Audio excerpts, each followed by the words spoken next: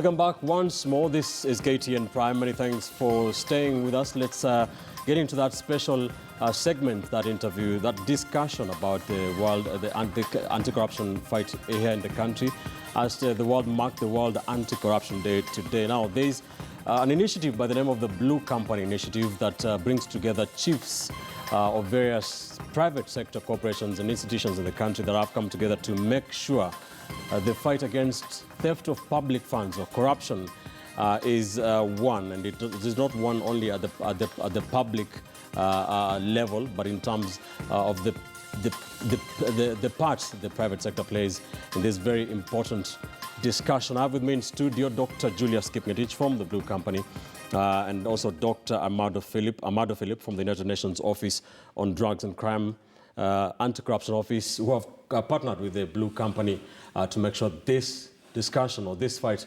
is indeed a success. Thank you for joining me, gentlemen. Thank you. Good evening. Now, from what we've seen in the stories we've covered today, is that Kenya is not doing so well in terms of the fight against corruption.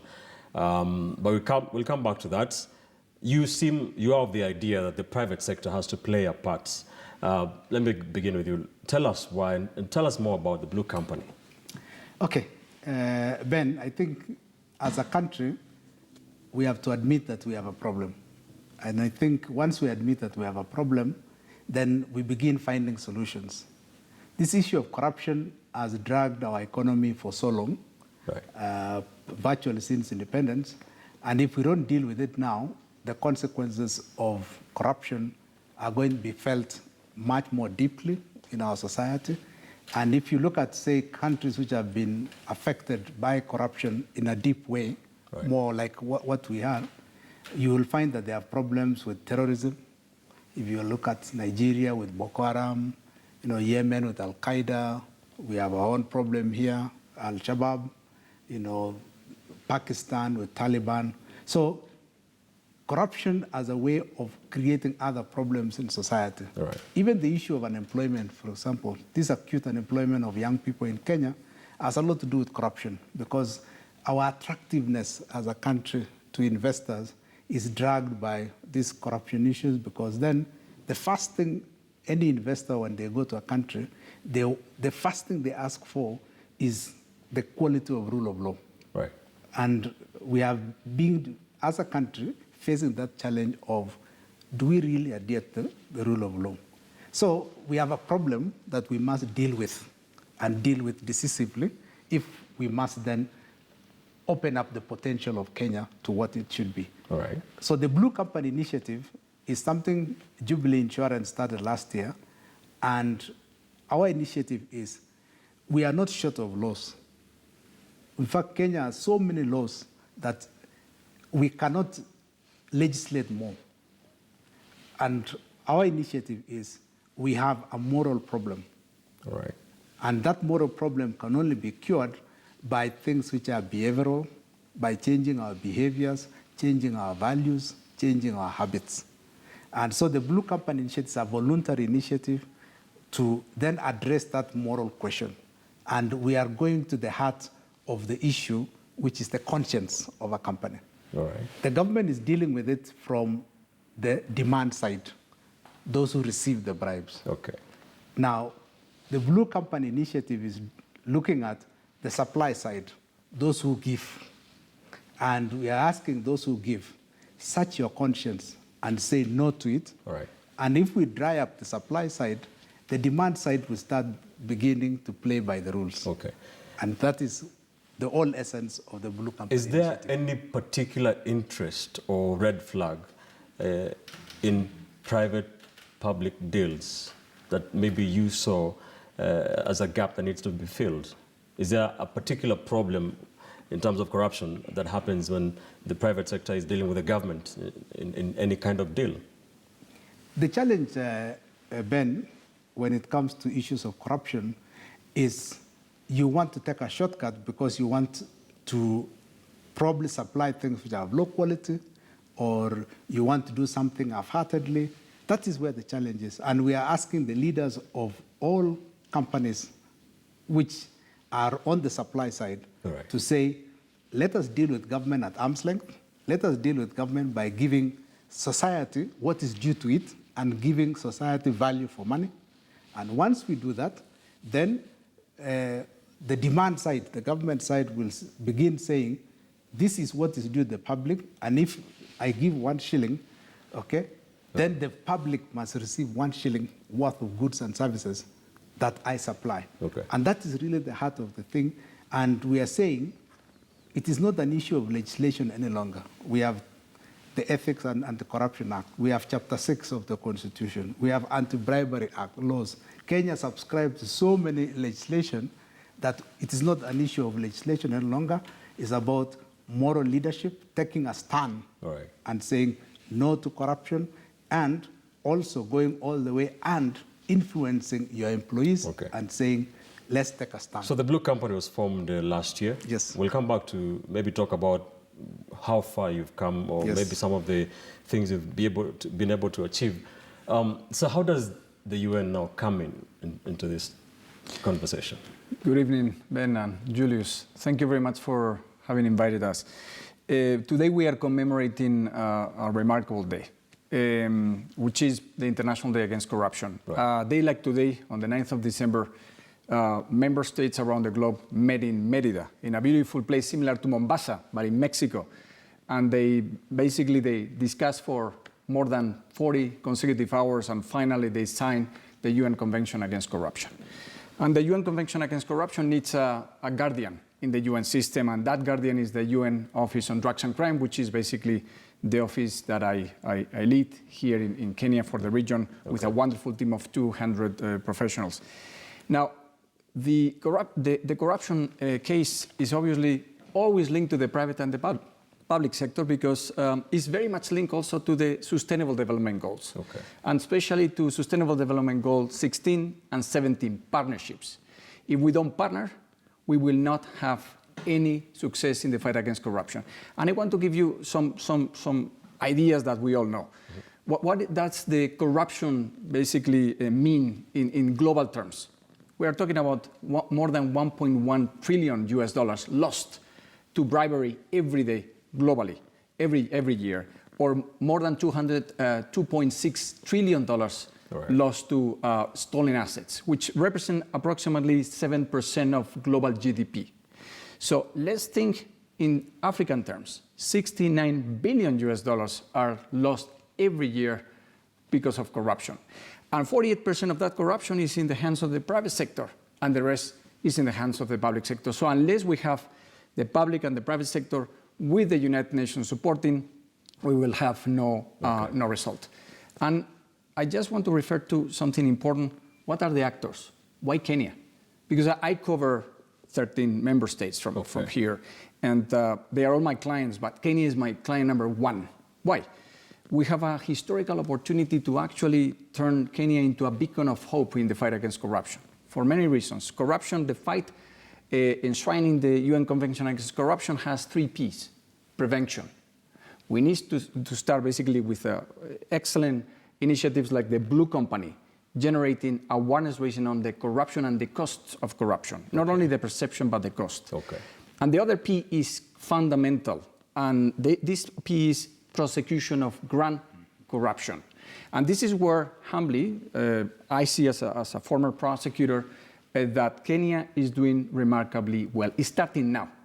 If we see the latest actions of the DPP or DCI with DPP, President Kenyatta being very clear in his war against corruption during the State of the Nation address, and President Kenyatta also having been appointed by the Secretary General of the United Nations as the champion for youth. And youth have a big part of the solution, not the problem. So the P. Even as you say that P, prosecution, a lot of cynical Kenyans will disagree with you. They'll tell you that we're doing very badly because we have a lot of arrests, but no real convictions. I don't know how you view that. You know, as Julius mentioned, we have an excellent legislation in Kenya, starting with the Constitution of 27th of August 2010. But we also have excellent anti-bribery laws, like the 2016 law. What we need are teeth. and the teeth come little by little. I was referring this morning to a case which I have very close to my heart, besides the Kenyan one, is the Spanish one. I'm from Spain, and Spain has gone through the same kind of like pathway. And we see right now in Spain that the brother-in-law of the king of Spain is in jail because of corruption. We are going to get to this level in Kenya very soon. So, and that will raise basically the yardstick of the fight against corruption to a completely different level. But I also want to refer to another P we are working on right now, which is the protection of informants, whistleblower protection, which is one of the angles we want to work with the Blue Company in ensuring equitable and also fair, but also transparent and strong, robust whistleblower protection mechanisms. What about if we were to tell you that in a year, if we are successful, the UN Office on Drugs and Crime and the Blue Company, whistleblowers may get 5% of the recovered assets, and they will become in turn certified oversight officers by the United Nations Office on Drugs and Crime in the specific companies. That would be really a game changer. Dr. Tell me, since you established the Blue Company in 2018, what have you realized in terms of what you wanted to realize, achieve, and what we are, where we are as a country? What have you been able to establish so far? Probably before we reach there, Ben, is what does it take for a company to be blue? Okay. There are only three things. Remember, it's voluntary. There are only three things that we require of you to be certified by your auditor. The first one is each company writes to each employee to say, we have now signed up for Blue Company and we are not going to accept corruption in this company. It looks very simple, but we are working on the mind. The second one is that the company will have to declare all gifts and donations, because that is where corruption sets in a company. And the third one is that then the board of that company must have a policy to deal with corruption and unfair practices in the company. Those are very simple. Now, what we are working on here, Ben, is the moral conscience of a company. To me, it's no longer about legislation, it's about our conscience as a nation. And if we appeal to that conscience and we have enough companies, I think we will turn the needle. Earlier on, you said, what will it take? Because if we seem that we have been having a futile fight for 22 years. The answer is human behavior is not like a switch. It will require concerted efforts for a considerable period of time before we turn the needle. And because we are dealing with entrenched interests in our society, people who profit from corruption, we have to fight for a very much longer. The DPP has already begun the journey. The DCI the same, okay? And with support of United Nations, for example, UNODC, we will fight it. Now, the Blue Company, therefore, is a private sector initiative. We are already working with various private sector organizations. We are working with KEPSA. We are working with Kenya Association of Manufacturers. We are also working with Uganda Manufacturers Association. We are working with Tanzania Private Sector Foundation. So many institutions are beginning now to sign up into this initiative. We already have now 500 companies that have signed up. So anytime now, probably within the next few weeks, we will do a public launch. And we will ask all those companies that have signed up, we will work together. The UNODC office have given us already $100,000 so that then we can run workshops and seminars on what it means to go blue. And we are pushing all these initiatives so that then we begin appealing to Kenyan companies and East African companies. Remember, it's not just Kenyan companies, East African companies, that if we do this thing and when we do it successfully, we can actually carry the moral high ground and say, we have one African country that has turned the needle for corruption. It's a noble idea, still in its early ages, admittedly. You said you've been able to recruit 500 companies.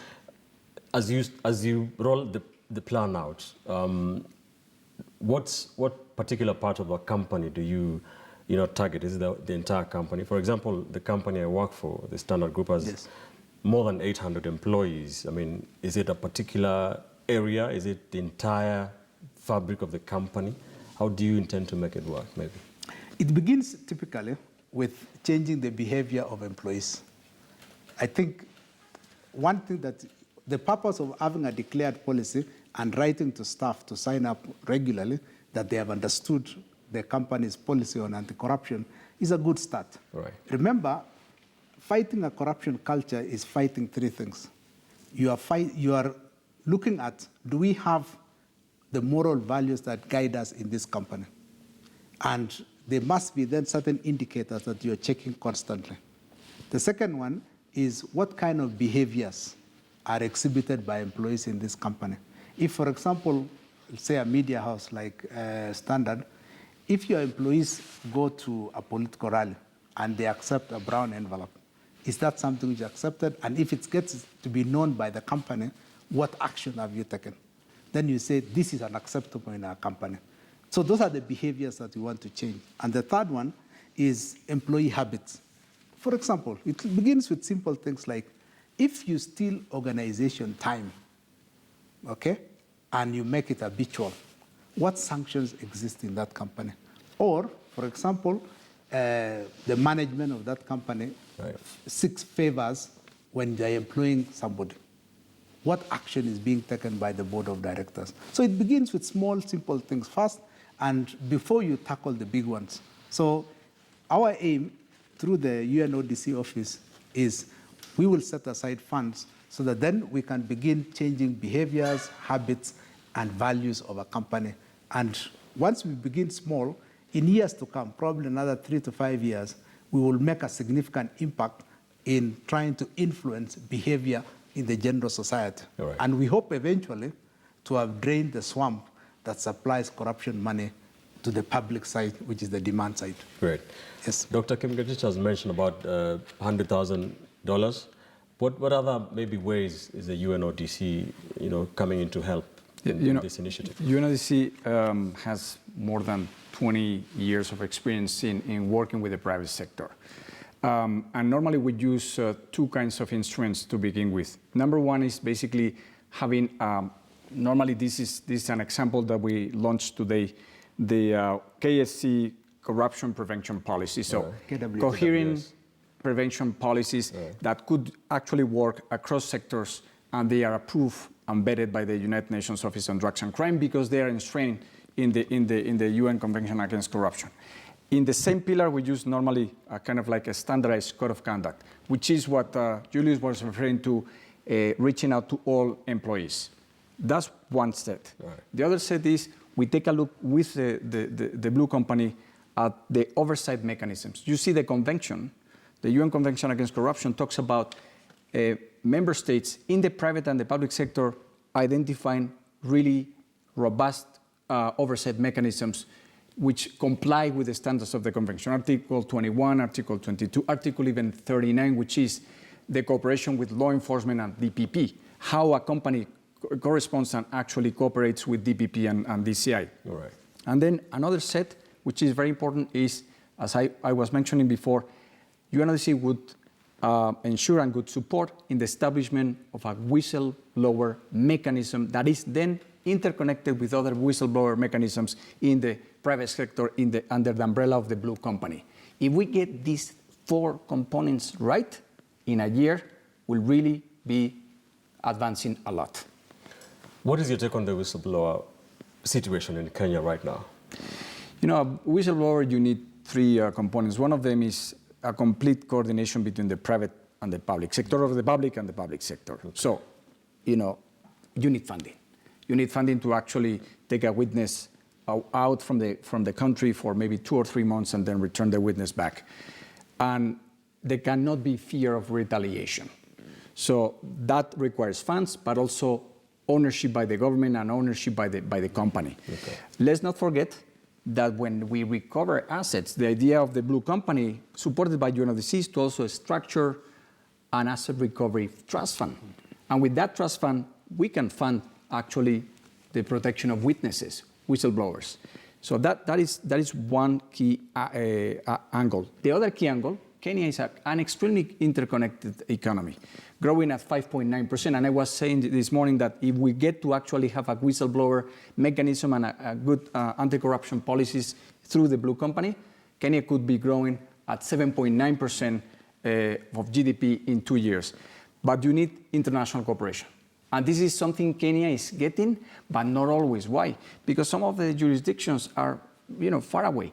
And even to get for a Kenyan company to be able to start some kind of investigation in cooperation with the ODPP and DCI, they need to know who to contact in a different jurisdiction, say in Asia. Right. So international cooperation is something that we can also support with, and it's crucial in order to be successful in recovered assets. As you talk about recovering assets, something that we have covered in the news industry for many years is the issue of some Kenyans, stealing public funds and stashing them out in other countries.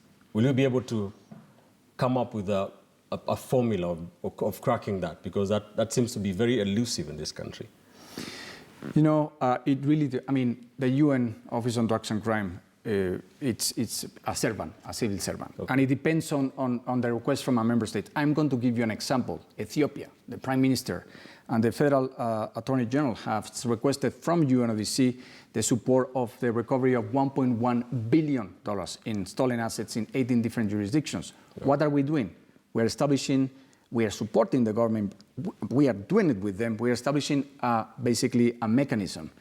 First of all, a robust asset recovery mechanism with a trust fund that is not managed by any particular entity, is a neutral trust fund managed by a consortium of public entities.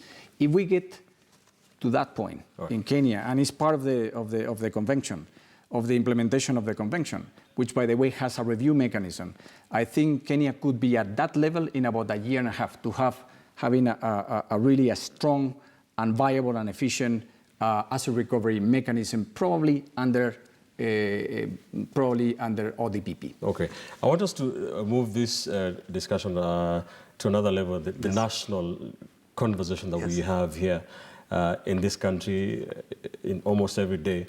Daktari, you mentioned about the supply and the demand side of this thing. You are on the supply side. Yes. You're just trying to come up with a cure, so to speak. A lot of Kenyans will be wondering, or I am wondering, do you need reciprocate effort on the other side of the demand? And if it is not there, then what happens to this Blue Initiative and the efforts you have? I think the company, Ben, the Blue Company Initiative is trying to address an area where law cannot address very well. The demand side, that's the government side, a lot of work is being done already. The strengthening of the DPP's office, the DCI's office, and there are many other initiatives, even the Asset Recovery Office of the Attorney General. There are a lot of initiatives on the demand side. Right. It cannot succeed if the supply side does not move in tandem. They have to move together. And this initiative is to say, okay, private sector, what are we doing about it? How are we responding to the challenges of corruption in our society? Because it takes two people to execute.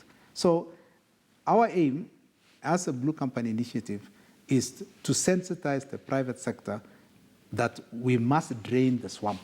We must remove this cancer from our society. And it's not just the government side to execute. Yeah. Remember, I've been on the government side. And so I was in KWS, and we really worked on that to make sure that we develop an organization that is clean. Now that I'm on the private sector side, we move with the same situation and say, guys, we must also do something about corruption. As I said earlier on, this is a cancer in our society that if we don't cure it, and cure it quickly, it's going to bring all of us down. It doesn't matter whether you're on the government side or the private sector side, we must cure this thing. And as Amado said, if we deal with this problem of corruption, my belief is that Kenya's economy will jump by 2 or 3% more growth All right. in our economy. So this thing is dragging us down, and we must slay it now. I know we have talked about it, as you say, Ben, for so long. We have this issue of corruption. But if you look at it, is that it just benefited a few and punished the masses. What we must say now is those few who are benefited, you cannot benefit any longer. The benefits of our economic growth must be spread to everybody, and that everybody pulls their socks up. All right. Yes. From what you've observed from the last 2 or so years, Yes. since the inception of the Blue Yes. Company, is there a will from the rest of the private sector? In fact, every time I address institutions to join the Blue Company initiative, people say, finally, somebody has done something about it. It's like people have been waiting for somebody to make the first step. And I want to tell as many Kenyan companies, because we only recruit companies, is the time to make that step is now. And all you just need to do is go to our website, www.thebluecompany.org, and join. And then now the secretariat is being hosted at Jubilee Insurance, and we will then process. And then we give you all the material to begin your journey of going blue. We know it will not be an overnight thing. It is a journey. And we want everybody to begin their journey of pride and say no to corruption, and we are building a prosperous Kenya for our children and all the generations after us. Any maybe plans of training these companies in terms of mechanisms of trying to implement these ideas, probably? We have agreed with the UNODC office that we will begin the training. That's why they have made the initial amount of $100,000, which is 10 million shillings. That we think is a good start of actually just giving the foundation of setting the code of conduct, the policies in place, the protecting whistleblowers. So all these things will start rolling for the members who have already signed up. I believe that once we do the public launch of the Blue Company initiative, our estimate that we are likely to double the number to 1,000 companies. Right. And once each company now, we will guide them on how they are going to make their journey. In my view, Ben, in the next 5 years, we will have made a significant dent in draining the swamp from the supply side. Maybe in your final thoughts, Kenya is considered or ranked by a lot of indices as one of the most corrupt nations in the world, not on the continent. Maybe what is your view from your position as a prosecutor, as a person who works for the UN, or even as somebody who's not from the continent? What is your position? What is your take on our position in terms of what we can achieve fighting corruption? I think that a lot of things are based on perceptions. Do you like my tie? Your perception may be good because you are wearing a similar tie. But I think from a point of view of an economist and a lawyer, Kenya is one of the countries in this continent and in the world that has the greatest potential. Number one, because of its people, very well prepared. Youth who are very, very well prepared. 90% of Kenyans who are abroad, they come back. So they want to work for their countries. Number two, the kind of teeth that you have to fight corruption are all here. We just have to use them all at once. There is political momentum, and Kenya is growing. So I think I would reverse that, and I would say that from the point of view of the UN Office on Drugs and Crime, Kenya is our prime client because it has a huge potential. We just have to unfold the potential and work with it, especially with the private sector and with the youth. All right. Any lesson maybe that Kenya can learn from Spain? I think countries learn from each other. I could give 2 examples. Right. From the judiciary, as I mentioned. Spain, the fight against corruption started to be taken seriously in Spain when basically the prosecution started having sentences and people in jail from all political parties who had been corrupt. That may be not a lesson learned, it may be food for thought. But I'm going to give you another food for thought. I spent 6 years in Panama. And in Panama, you have something called the Panama Canal Authority, which is basically a public-private sector company with zero corruption. And the Panamanian government started using that as a champion. So the blue company is our champion.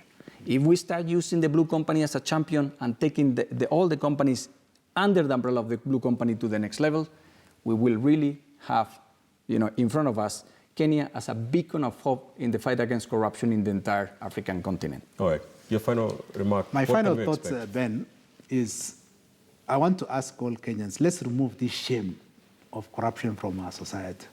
I mean, as Amado said, Kenya should not be struggling with this shame of corruption in 2019 and even going forward. And my plea to all Kenyans is let us move to the league of 3 countries that have made significant dent in corruption in Africa. The first one is Botswana. Botswana has tackled the issue of corruption decisively. And if you look at their per capita income, for Kenya, the per capita income is $1,250. Right. Botswana, same size, 80% Kalahari Desert, has a per capita income of $7,000. The difference between the average Kenyan income and the Botswanan income is just corruption. If we make that significant dent in corruption, we will join the League of Botswana. We will join the League of Rwanda. Rwanda, even after its crisis, they actually addressed this issue of corruption and said, we cannot carry this shame any longer. And the third country is Mauritius. Okay? So if Kenya joins the league of those 3 countries, then we will have removed this shame and we will be on the road to recovery and on the road to making incredible progress. Because the effect of corruption from an economic point of view is to disincentivize people who work hard. That's really the point. Because how do you measure GDP? You measure GDP from an output. Now, if there is corruption in society, that output will not be produced because people take shortcuts. And when people are corrupt, you are not increasing the GDP. You are just transferring from person A to person B. There has been no production. And that transfer, because it is illegal, it is what is dragging our economy, because then those who produce say, why should I produce? If then I can take a shortcut and do a transfer. So becomes a vicious cycle. Yes, Kenyans, let's remove this shame and let us make incredible progress. Thank you, gentlemen. Thank you very much. So much. Thank you very much. Dr. Julius Kipmgetich, a member and founder of the Blue Company, an initiative that are bringing together captains of various private sector organizations and institutions in the country, working with the United Nations Office on Drugs and Crime. Dr. Amado Philip works for that. Thank you, gentlemen, for having this conversation with us. Thank you very much. That's why we leave it on KTN Prime. Many thanks for